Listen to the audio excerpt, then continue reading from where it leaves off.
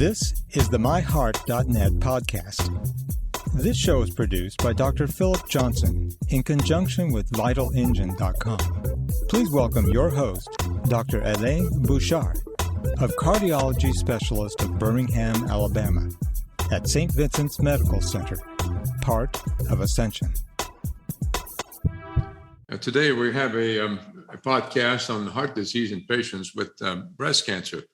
And with us today, we have a very special guest, Ramey Marshell at the Arkansas Cardiology and part of the Baptist Heart Institute in Little Rock, Arkansas. So, Ramey, thank you for taking the time and accept to be part of this podcast at MyHeart.net. Thanks, Ramey.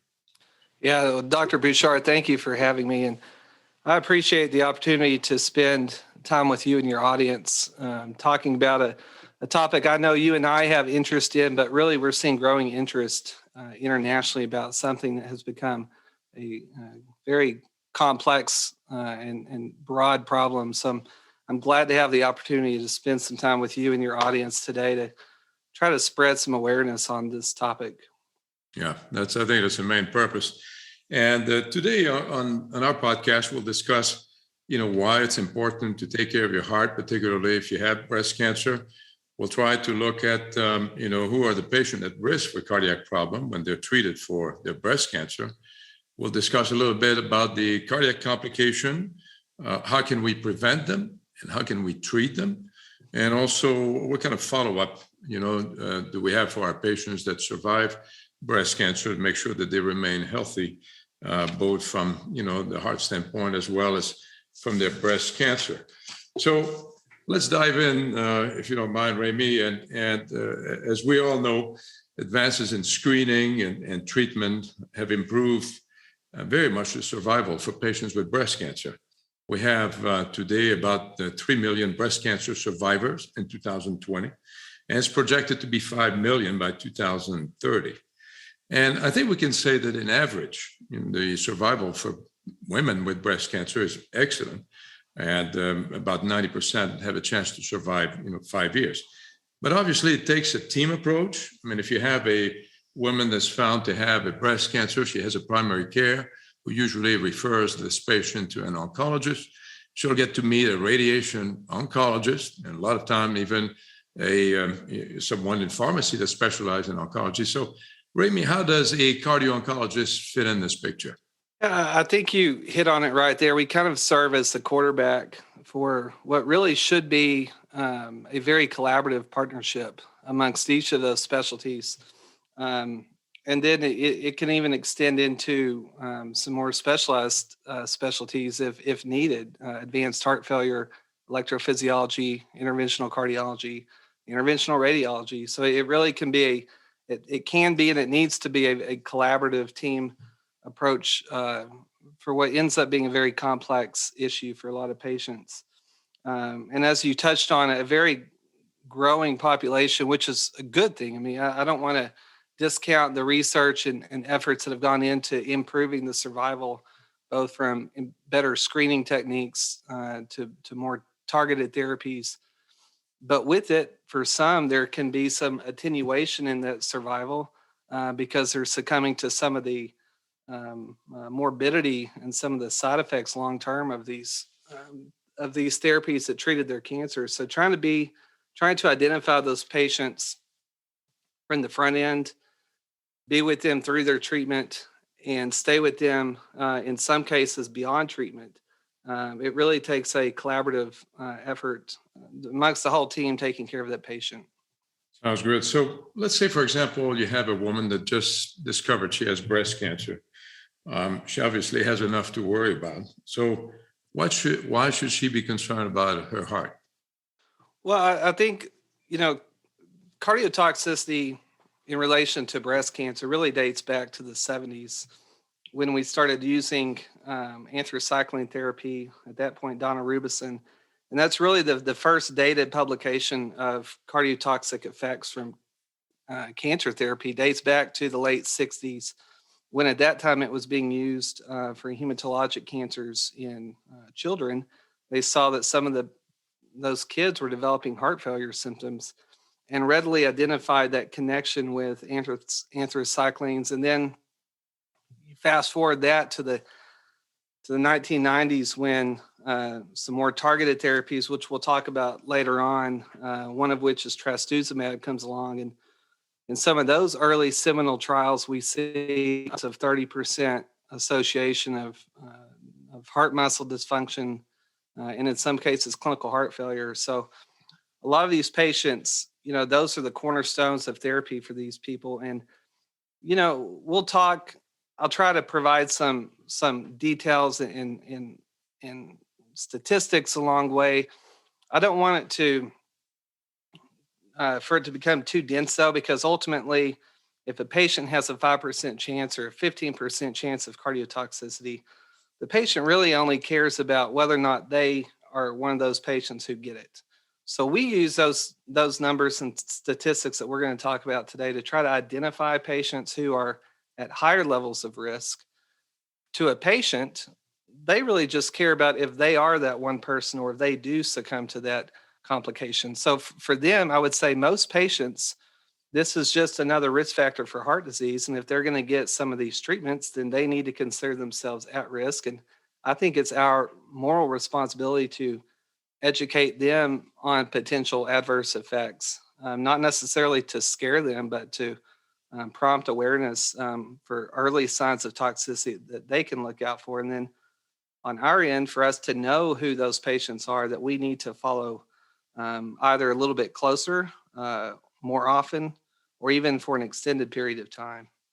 Well, I think looking a little bit into the literature of cardio-oncology, I mean, we all know that obviously in the general population, cardiovascular disease is number one cause of mortality, in men and women. But, women with breast cancer have much higher risk, compared to age-matched control.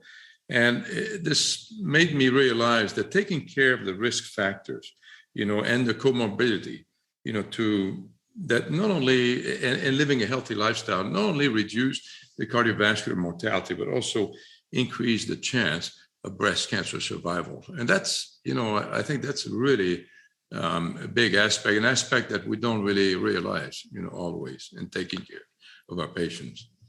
Yeah, so some of these statistics were, as you mentioned, were really particularly, concerning. You see here CDC data estimating that a 2 to 6 times higher mortality risk from cardiovascular disease for breast cancer patients, breast cancer survivors compared to the general population, which you highlighted.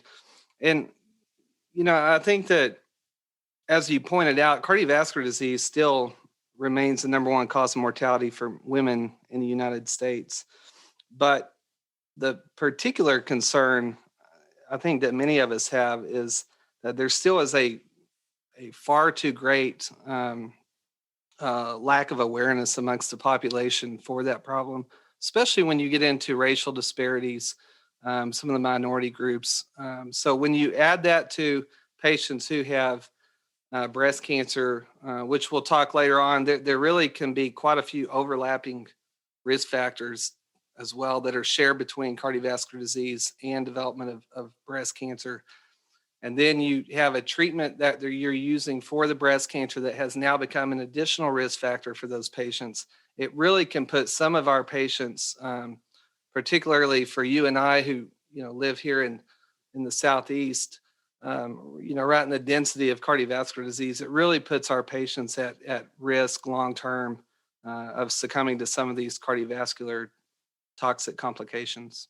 So let's say, for example, a woman has breast cancer and she's, she's advised to have, chemotherapy for her treatment. And I don't know whether we need to get into details of, which patient with breast cancer need chemotherapy, but, I think this is probably beyond the scope of this discussion. But let's say you need chemotherapy as a treatment for your breast cancer. Who are the patients that are more at risk to develop complications? Do we know? Yeah.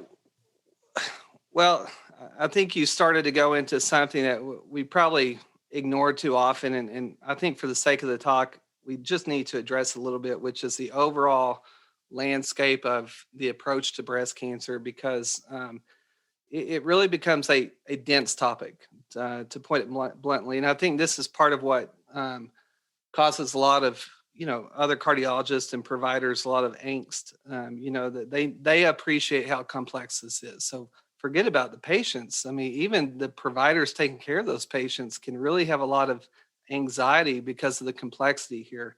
And I think it is important that we just realize that in cancer in general, but especially breast cancer, this is a very heterogeneous diagnosis. It's a very heterogeneous pathology, and it really depends on the subtype of the cancer.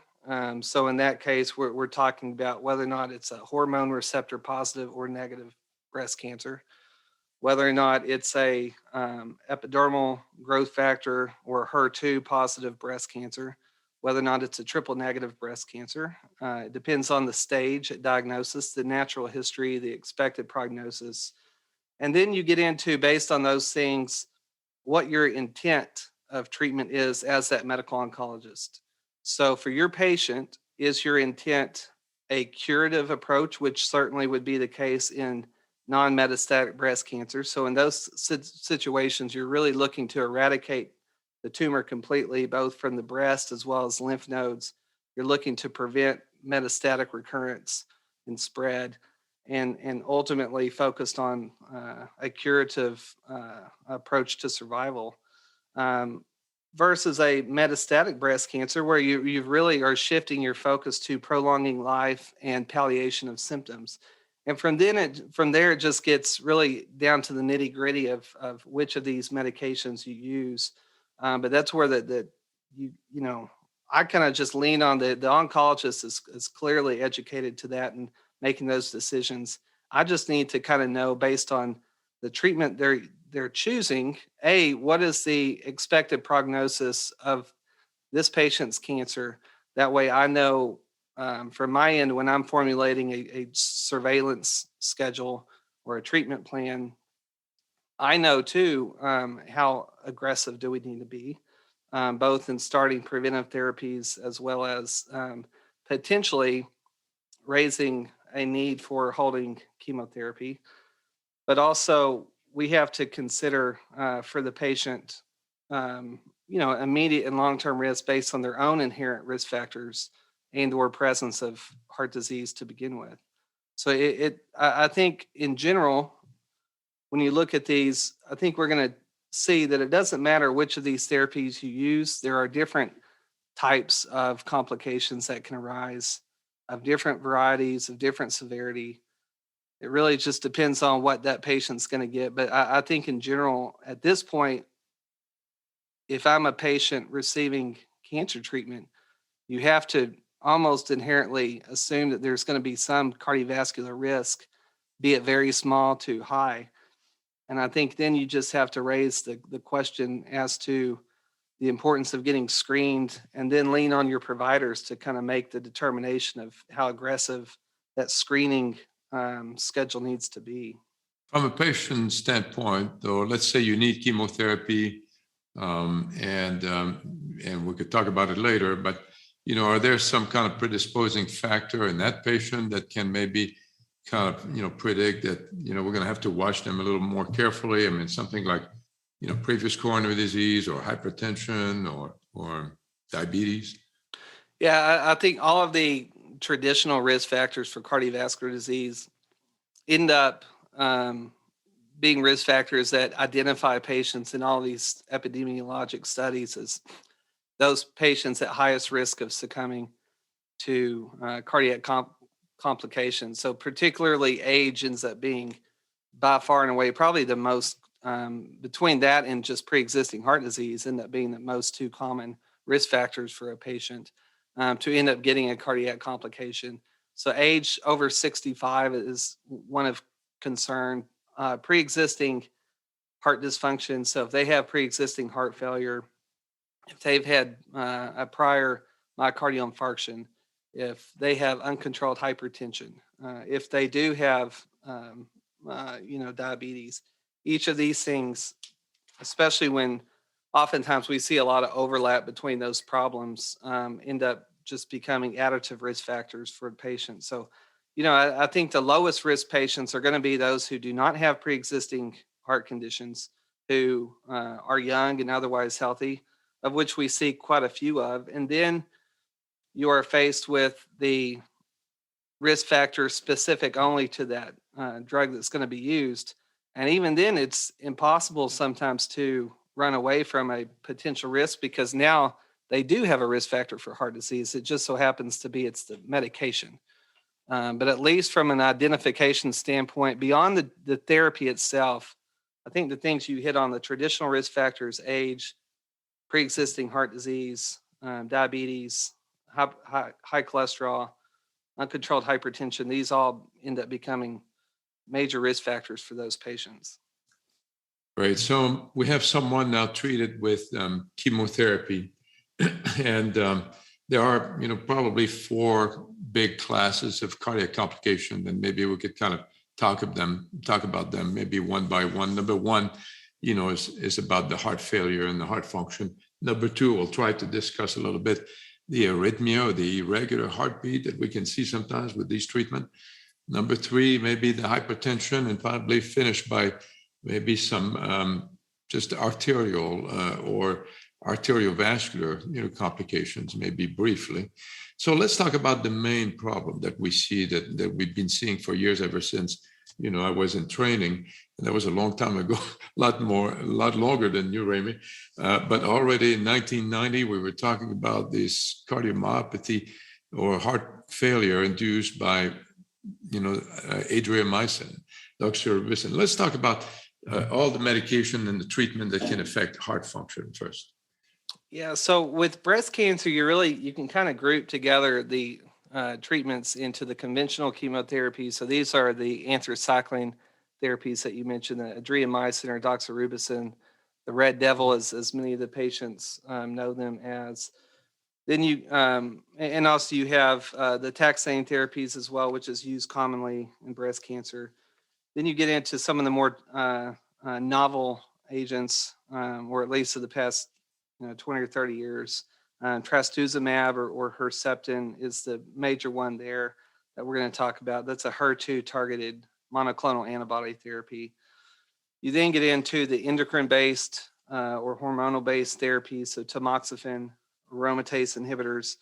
And then finally, there are some newer agents, the immune checkpoint inhibitor therapies.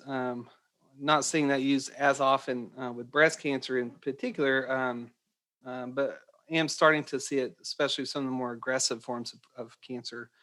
But then also radiation therapy ends up being a mainstay of treatment for a lot of these patients. And I think when you look at those climate classes there, then you can kind of get into the complications. And so starting with anthracycline. So this is that conventional chemotherapy. This is the one that was really kind of developed back in the 60s. And these compounds are very good at killing tumor cells, but unfortunately lack specificity in being able to only identify the cancer cells. So they do have a high potential for harming normal cells in the body. And I think when we get into the mechanism here, it's probably beyond the scope of this, but there's some proposed mechanisms for how anthracyclines go about causing dysfunction to the heart muscle. But what we do see is that this is almost invariably an irreversible form of heart damage that can happen. And it can happen most often in a kind of chronic progressive course. So this is something that can really develop later on, beyond the completion of treatment in some cases years down the road. And it can it is done so in a dose dependent fashion. So we know that from some very nicely published studies that there is a progressive increase in risk of cardiotoxicity, in this case, dysfunction to the heart muscle and or clinical heart failure. And so when you talk about patients who get a cumulative dose of anthracycline therapy of 400 milligrams per meter squared body surface area, they've been shown to have a 5% risk of developing heart failure throughout their lifetime. When you progress up to 700 milligrams per meter squared, that risk of heart failure goes up to close to 50%. And it's a just pure linear dose-based or dose-dependent effect that we see. What we are now learning, however, is that there really is no safe dose threshold that can be applied to all these patients. And part of that is because of what we've already talked about, that these are heterogeneous patients. These patients have their own inherent risk factors. They have their own age. They have their own prior history of heart disease. They have their own prescribed therapies. So we know that patients who what we previously considered to be at a safe threshold, most of our breast cancer patients are not going to receive that significantly high range or high dose of therapy that would otherwise traditionally put them at risk. However, when you compound that with the prescribed trastuzumab they're going to receive, and or the prescribed radiation therapy they're going to receive, and or when you consider this as a 66-year-old patient who has an element of hypertensive heart disease, well, now all of a sudden you're seeing that patient is going from a less than 5% anticipated risk of heart dysfunction to a significantly elevated risk of dysfunction. And so I think it's just important to realize that in this case, anthracycline therapy in and of itself is considered to be a high-risk medication. How high risk that becomes really depends on the prescribed therapies of other cancer treatments they're going to receive, as well as their own modifiable and non-modifiable risk factors of heart disease. But anthracyclines, typically the thing we worry about is again dysfunction of the heart muscle, reduced heart function, and fortunately much rarer actual development of overt clinical heart failure. Now, when we talk about the targeted therapies, the HER2 therapy, trastuzumab or Herceptin, these are therapies that were really kind of revolutionized medical oncology, because what we found is that approximately 20 to 25% of breast cancers overexpress this epidermal growth factor receptor. It's a tyrosine kinase receptor, which really is associated with a much more aggressive disease course. It has a much higher metastatic potential and a significantly worse prognosis for patients. So when they were able to come out in the 90s with Herceptin, it really revolutionized care for these patients who had HER2 positive breast cancer. But unfortunately, as I alluded to earlier, there was a significant incidence of dysfunction of heart muscle and clinical heart failure, which we now have seen was probably a little bit over exaggerated initially, but we still can see cardiac dysfunction in upwards of 20% of patients. Clinical heart failure, we see in upwards of 5% of patients.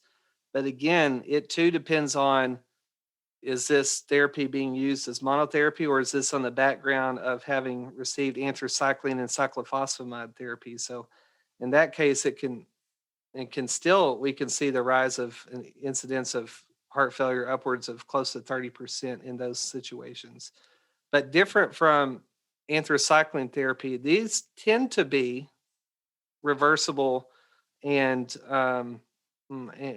often not related to a cumulative dose. So in this instance, typically, if we catch somebody who has developed some dysfunction of the heart muscle and we hold their therapy, oftentimes we see a recovery, but we're seeing that is not as absolute as once thought either.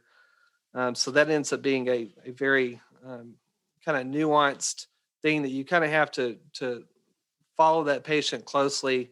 But it's important to know that in most cases, if they develop dysfunction of the heart muscle with or without clinical heart failure, if you hold their therapy, their cancer treatment, and get them on some heart failure targeted therapy, most of those patients are going to have reversal of their LV dysfunction. And in almost all cases, you can end up getting a patient through the completed course of prescribed cancer treatment. They have also continuing on the target this target chemotherapy. As you mentioned, adriamycin is just like a shotgun approach, just kills everything. depending on the dose. But, even at low dose, you can already detect some damage to the cells. And this damage obviously becomes even more extensive, the higher the dose. But now they're coming out with these target chemotherapy, the tyrosine kinase inhibitors that are oral and it seems like they're coming out with one every month. I mean, it was like just a few. Now there's over 70 of them. This field is just exploding, which is really good for the patient because now you're able to target more. But tell us a little bit about some of these, targeted chemotherapy and their effect on the heart. Yeah, so some of this was to mitigate that the problem we were having initially, where we were seeing so many just systemic effects, and now with more precision, we're able to treat some of these cancers. The tyrosine kinase inhibitor treatments, as you mentioned, is really a whole discussion in and of itself because of how many different pathways and mechanisms they act on, and how many different cancers are used. We don't, typically see this as part of the prescribed therapy for breast cancer itself. Oftentimes, I see these in a lot of my renal cell carcinoma patients have them.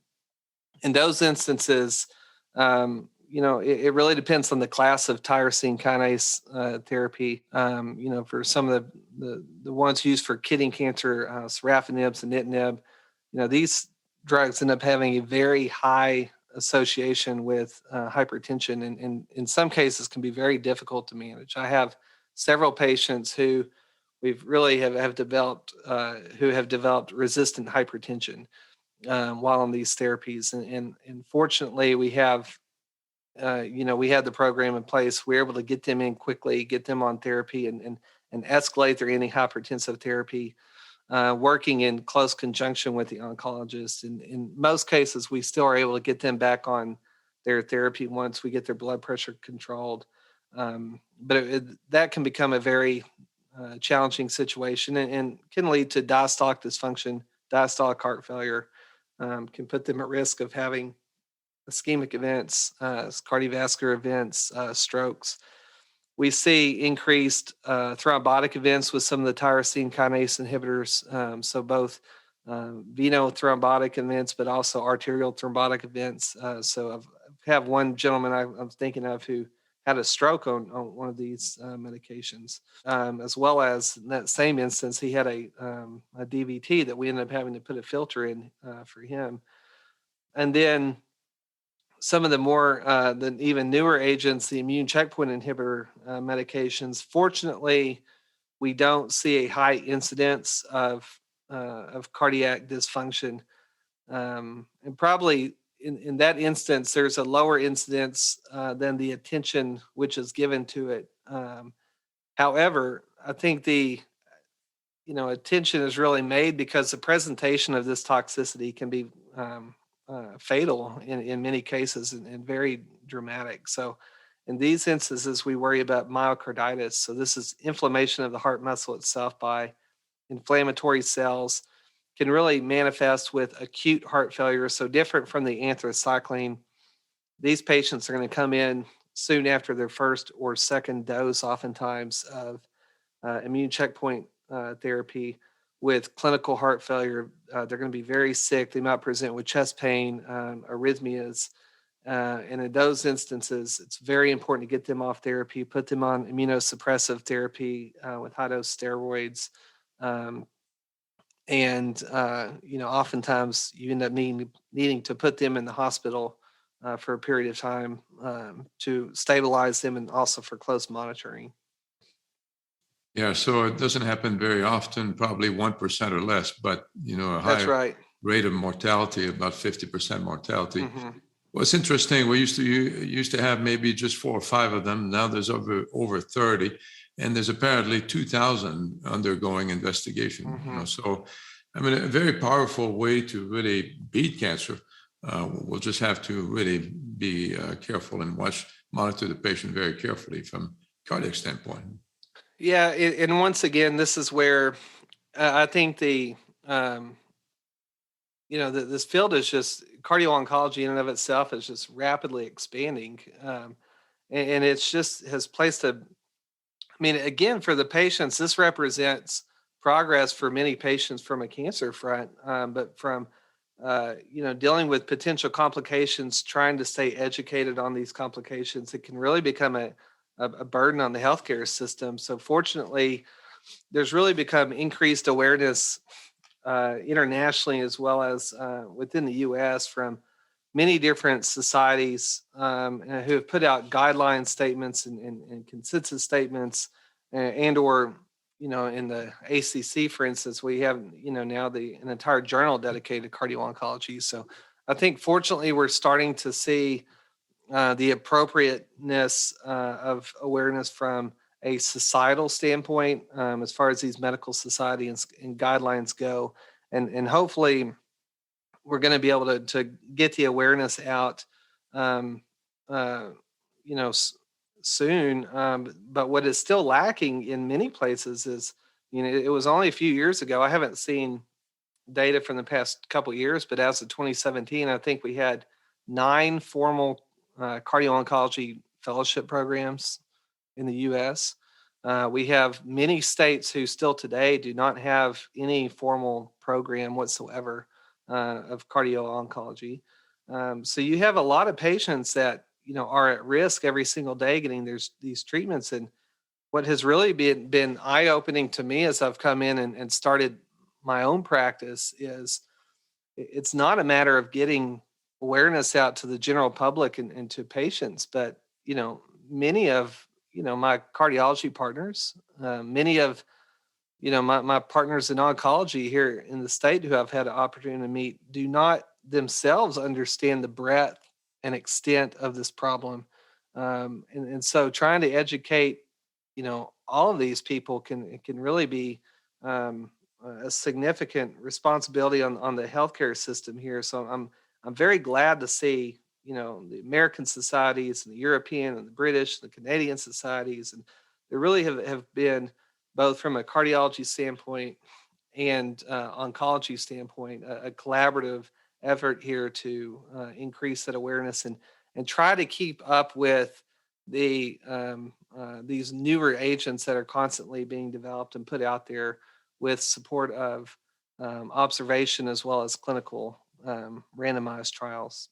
Oh, great. So, just to wrap up on the complications, mostly the big one is the heart failure and the heart function that tends to really go down. We have some arrhythmias, some problem with hypertension, and sometimes clogging up some of the arteries, causing a stroke or even a heart attack. But so we talked about the patient at risk.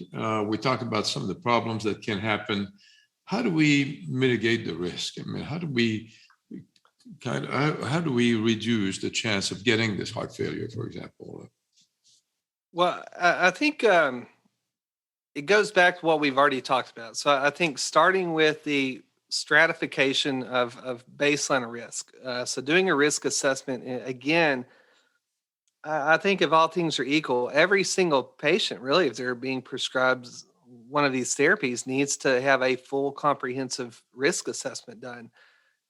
Unfortunately, we just don't have access to do that appropriately right now. But if you're going to idealistically come up with a plan, then I think every single one of these patients getting a prescribed treatment needs to have a comprehensive risk assessment for their inherent risk factors for cardiac disease, as well as their age and what your prescribed or intended prescribed therapies are going to be for that patient. Dr. Herman up at Mayo Clinic, they really published a nice kind of scoring system that they use, the cardiotoxicity scoring system. And this is a score that I have implemented from day one into our practice to really, I've put this together on a pamphlet and provide it to the oncologist to help them. It's nice because it helps them identify potential patients who need to either come to us directly on the front end or for them to really have a heightened sense of awareness for. So it goes through there, again, those same risk factors we talked about, as well as which of these prescribed therapies they're going to get.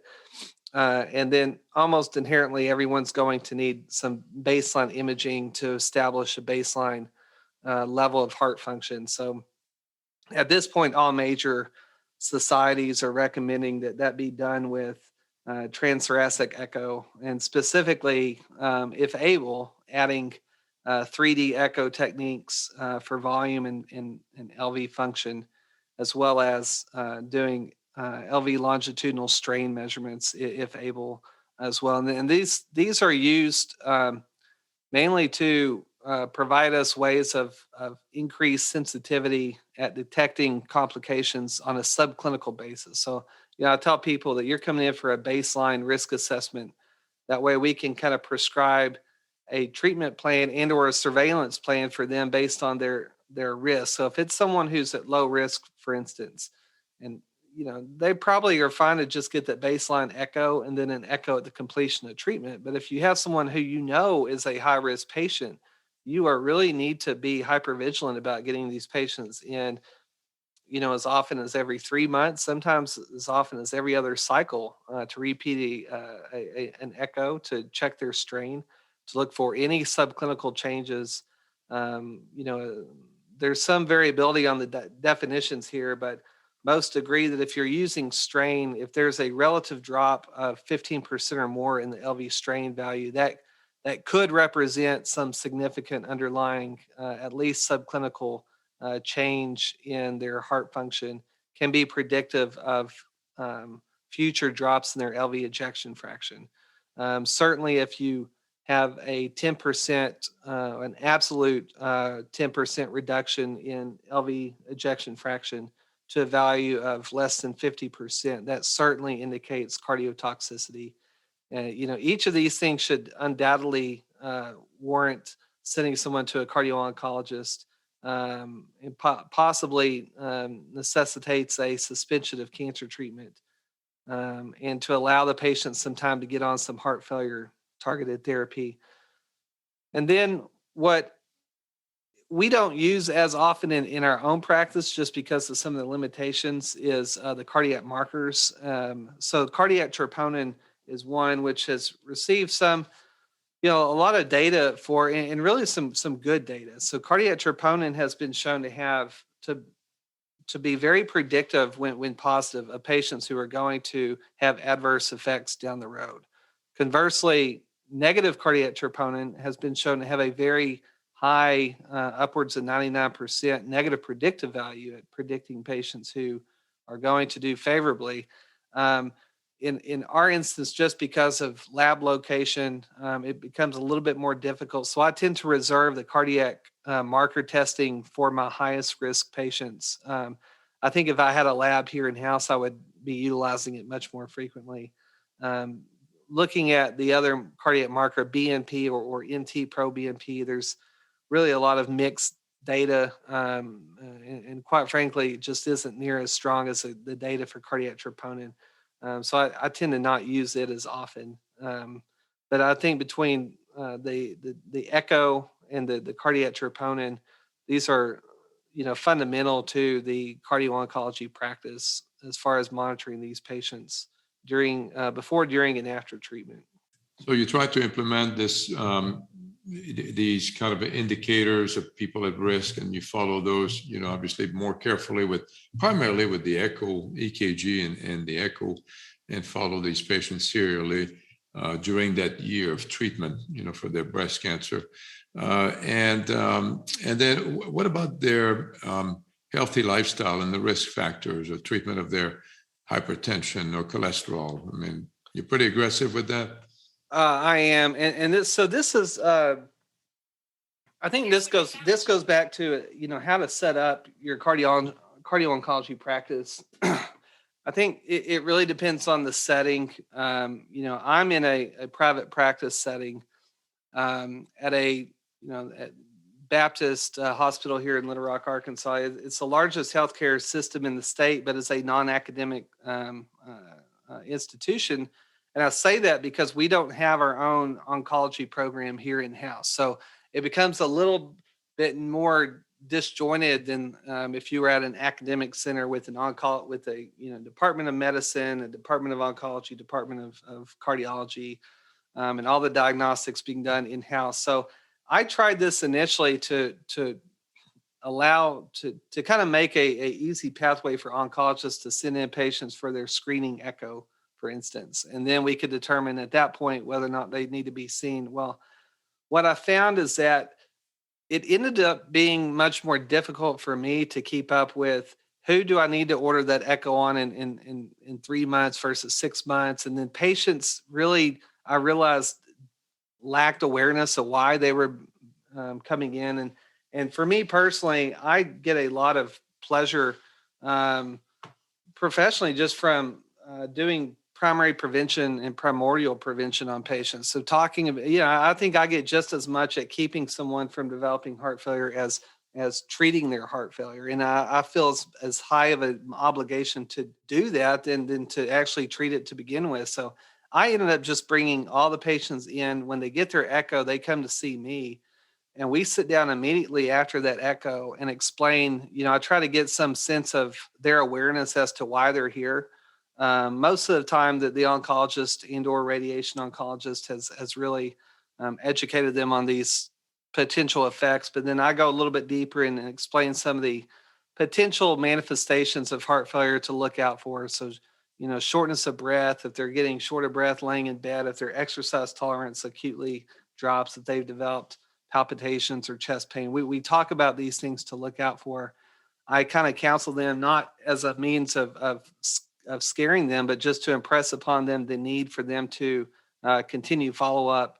And then finally, the importance of adhering to some heart healthy lifestyle choices, and be it diet or alcohol or obviously nicotine cessation, but getting more active. We see that, we know that there was some data I saw that, about 12% of acute myocardial infarctions in the country are directly related to an inactive lifestyle.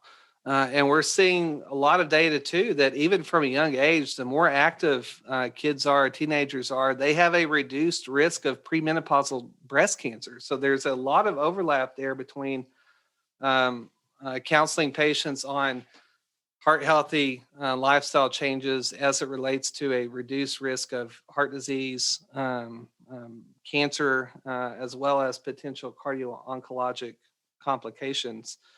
With that said, there is some interesting shifts in some of these risk factors. So alcohol, we end up seeing some protective benefits with alcohol. A light to moderate consumption of alcohol we have seen be protective from coronary artery disease and coronary heart disease down the road.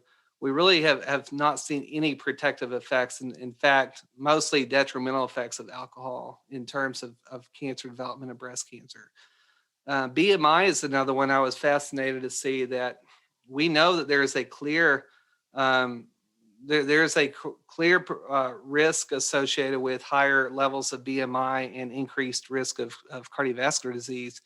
We actually see the opposite for breast cancer, interestingly. So obesity is actually associated with a reduced risk of breast cancer. So some of these things are interesting to look at, but it's important overall to talk to them about, trying to adopt a heart healthy, plant-based diet that has beneficial effects for the heart as well as their cancer, and to get out, be active, try to get those 150 minutes a week of moderate intensity activity.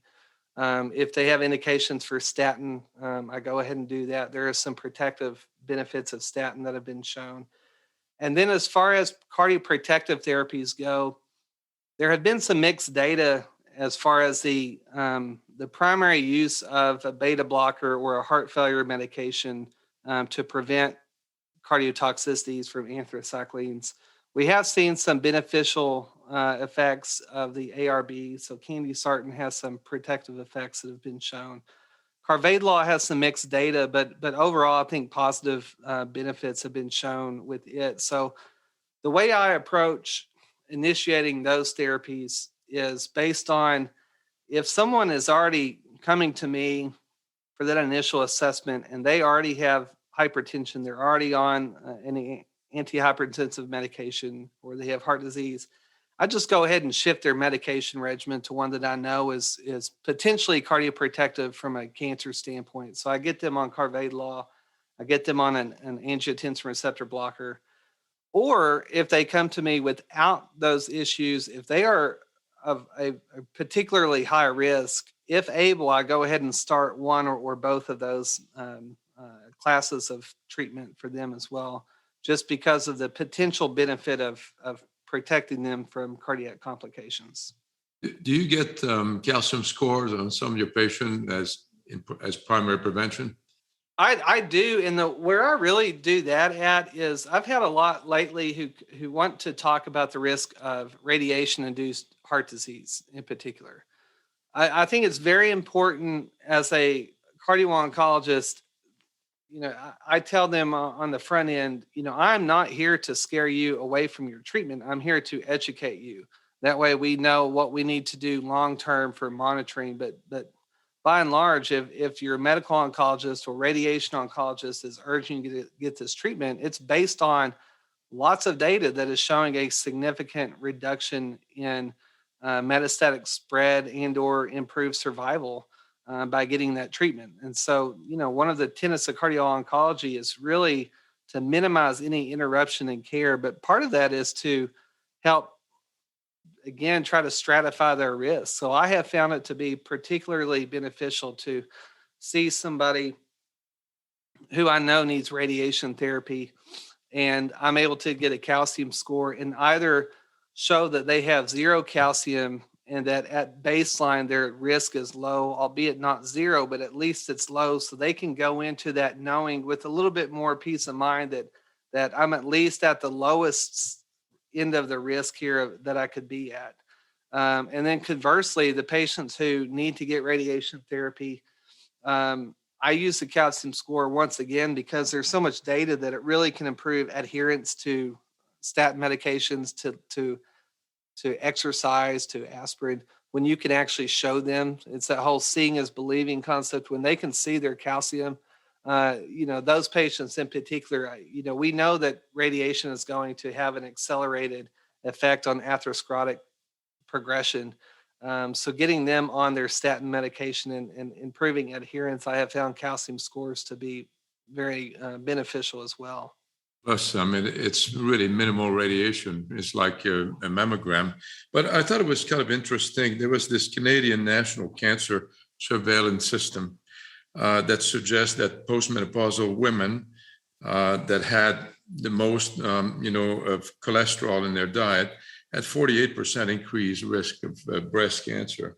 And your point about the statin, there may be a link between the cholesterol and breast cancer, and probably provide the rationale for using these statin, treatment, certainly to prevent a recurrence of the cancer. Mm-hmm. Patients that have high cholesterol, putting that in perspective with the blood pressure and the actual calcium score really kind of gives you powerful tools to really treat the patient with primary, prevention for heart disease, as well as improving the prognosis, I think, in relation to their breast cancer.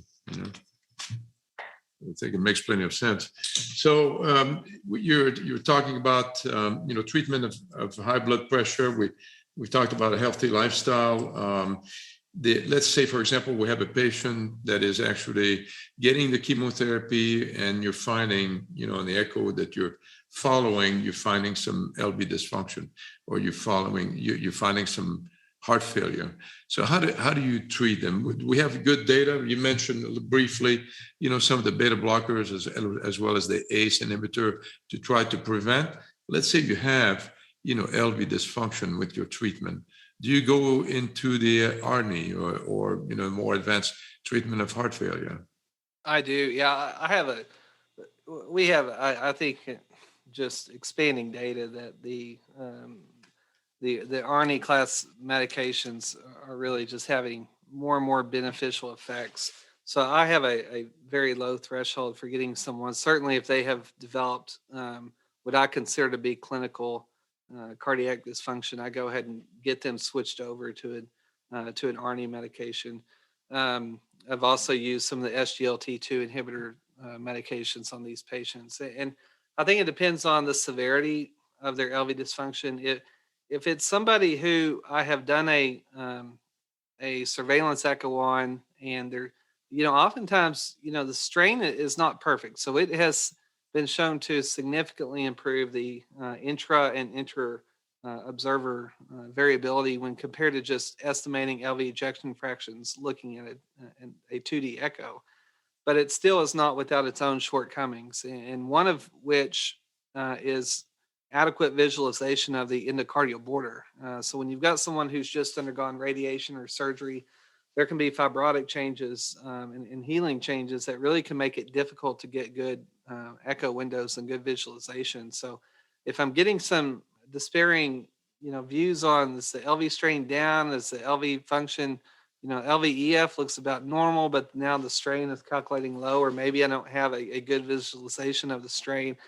I have good access to cardiac MRI, and I utilize cardiac MRI pretty readily here with our patients, and that's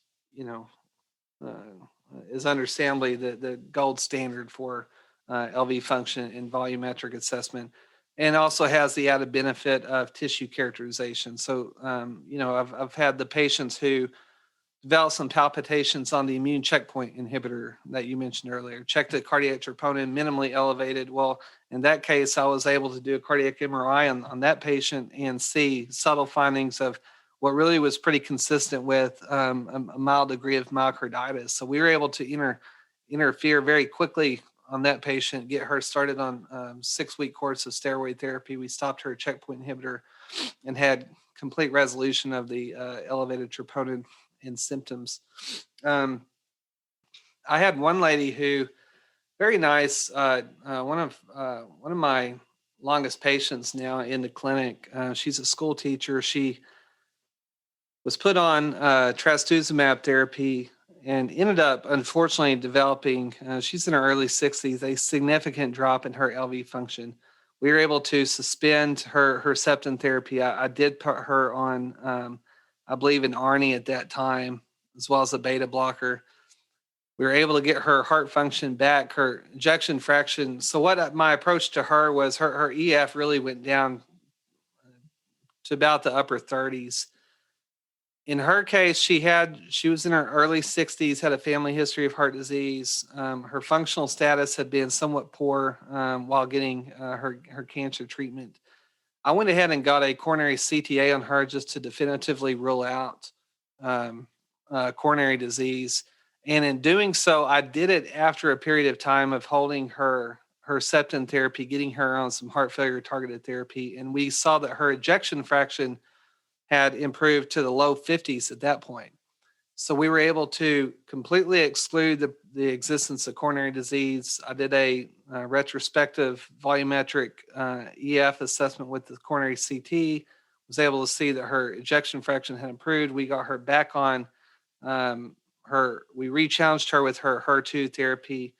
And she is one of the few, fortunately, the few cases where she just had another significant drop in her ejection fraction. So they estimate about 15 to 20% when you re-challenge them are going to have another drop in their ejection fraction. And she, at that point, went down to the low 30s, developed severe mitral regurgitation. So I really got aggressive with her heart failure therapy at that point. We ended up not re-challenging her. She did not get put back on HER2 therapy. She had completed about 10 months of therapy, though.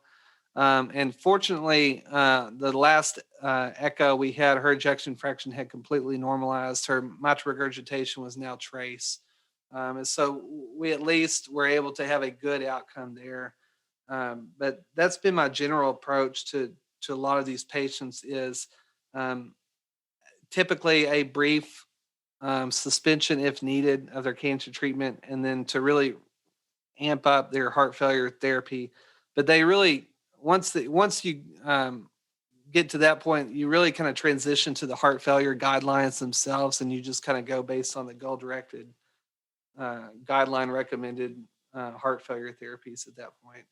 I'm just going to remind our audience, some of our patients listen to this, that when we talk about ARNI, we talk about Entresto, and when we talk about SGLT2 inhibitors, we talk about Jardiance and Farxiga and Invokana and the like.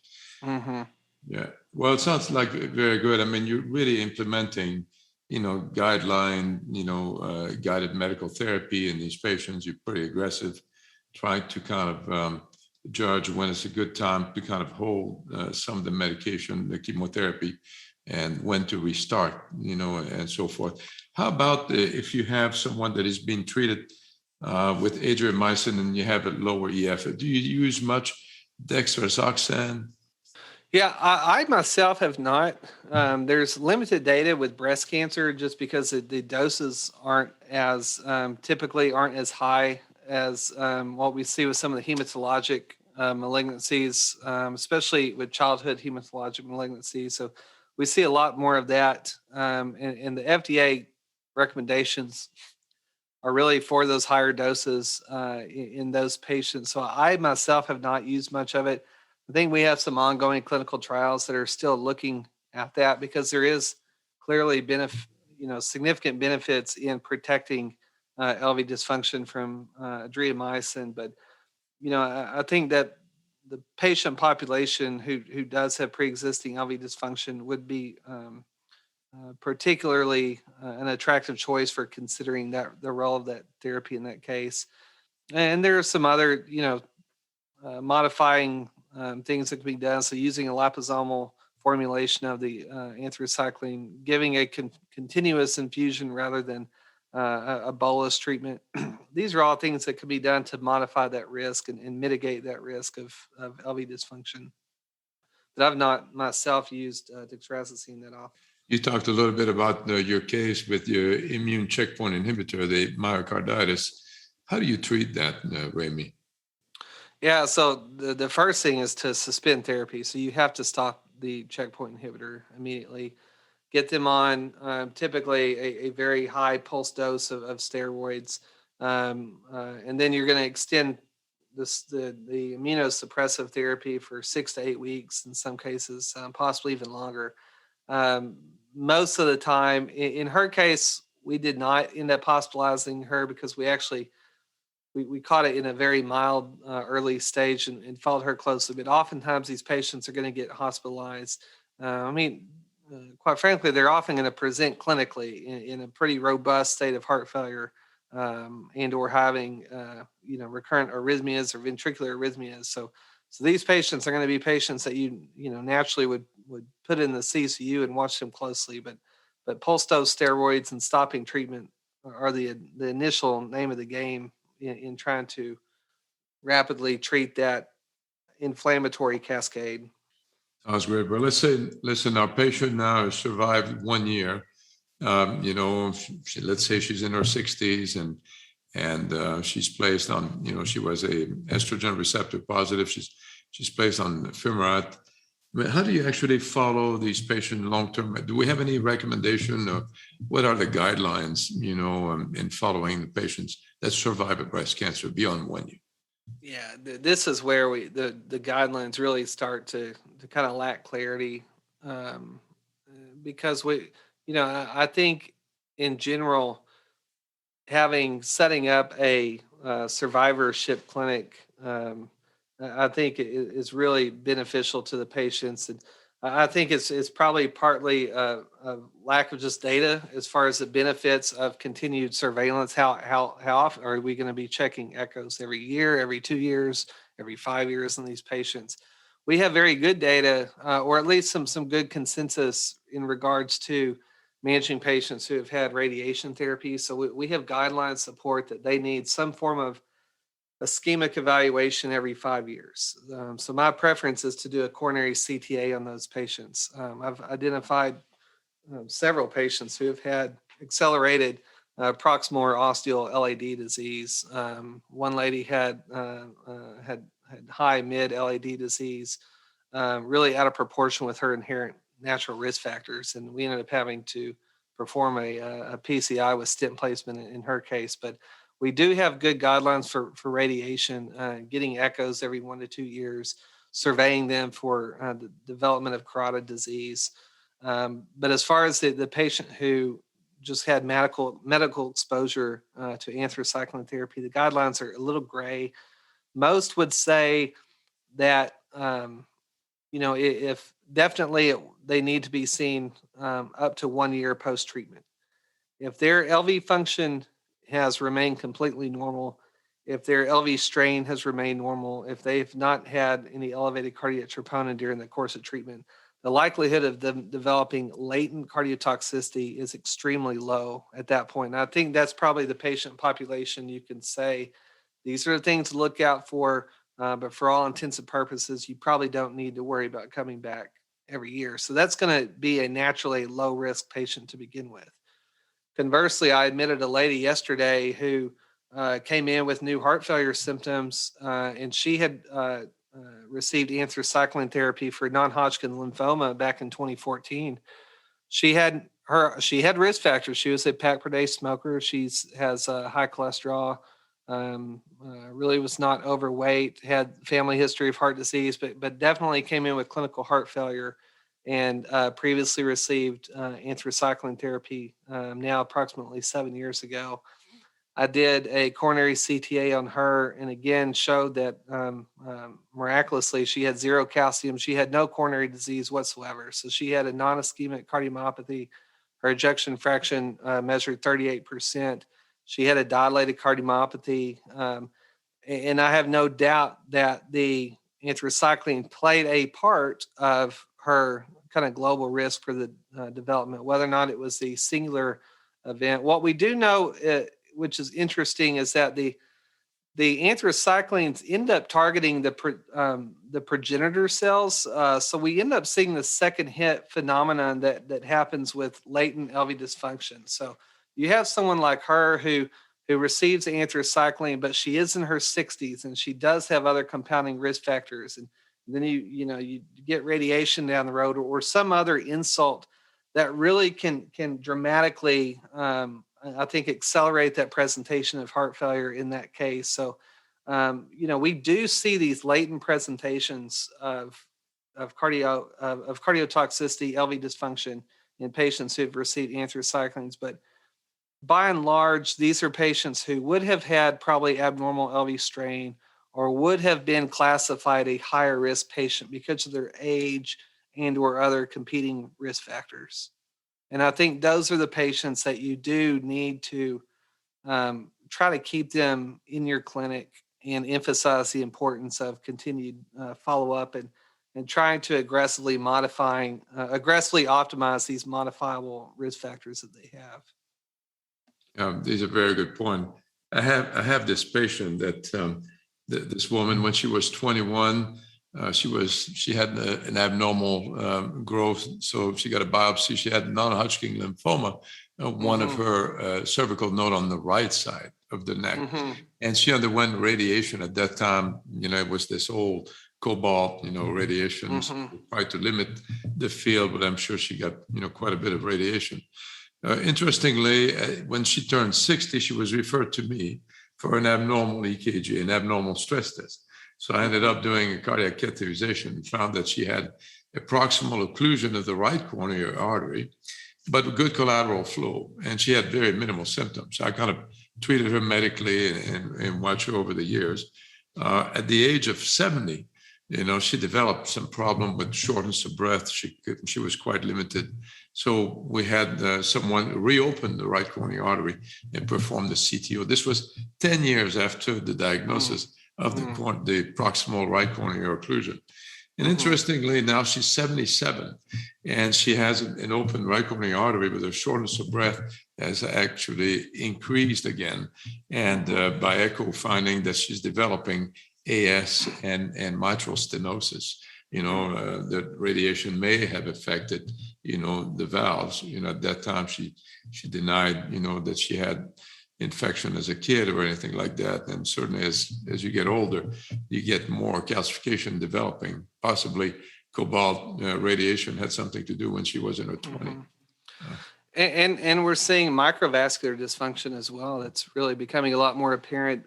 So a lot of these patients are getting, diastolic dysfunction, diastolic heart failure. And this, I was telling my partner the other day, the shortness of breath presentation has quickly become the bane of my early practice, because I just tell people, it's like, I cannot promise you that it's this 90% mid-LED lesion, that potentially can be fixed. I can't even promise you it's the aortic stenosis because maybe it's the underlying diastolic dysfunction you have. And so I think we're all kind of battling that, but certainly we're seeing a lot of data that radiation can cause on a microvascular level, microvascular dysfunction ranging from microvascular angina to diastolic impairment. And I had a similar story. Another gentleman similar to her had radiation to the neck. He developed non-atherosclerotic narrowing stenosis of the carotid artery and also developed carotid sinus dysfunction. So he came to me because of a lot of autonomic issues. So we ended up having to put a pacemaker in that gentleman. But really, we just see the whole gamut of complications from rhythm disturbances, autonomic issues, heart failure, coronary disease, valve disease, pericardial disease. When you're talking about radiation, and really we're learning obviously a higher risk when it's targeted to the left side of the chest, but really any thoracic radiation, there is just no way of escaping the risk of developing latent heart disease from that radiation treatment. Not meant to scare the patient again, but meant to emphasize the importance of continued close monitoring and surveillance. That way you're trying to pick something up before they come in with, critical aortic stenosis or something that might be not reversible at that point. Well, I think it really shows that if you take care of yourself and practice healthy lifestyle, normally you prevent the recurrence of your breast cancer, but then possibly the development of heart disease. Don't want to treat a cancer patient to end up, being a cardiac patient later on. So, Ramey, thank you very much. A very evolving field. I'm sure the guidelines, will keep evolving and will keep changing as we kind of discover more about, this heart disease in women with breast cancer.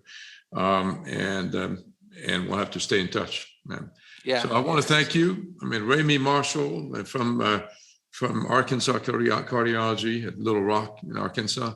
Thank you for taking the time, Ramey, and for elucidating some of the points and questions we had about, cardio oncology. Well, absolutely. Thank you for having me.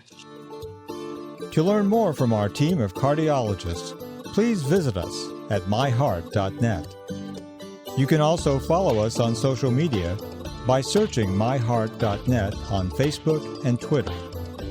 And be sure to subscribe to this podcast so you don't miss our next episode.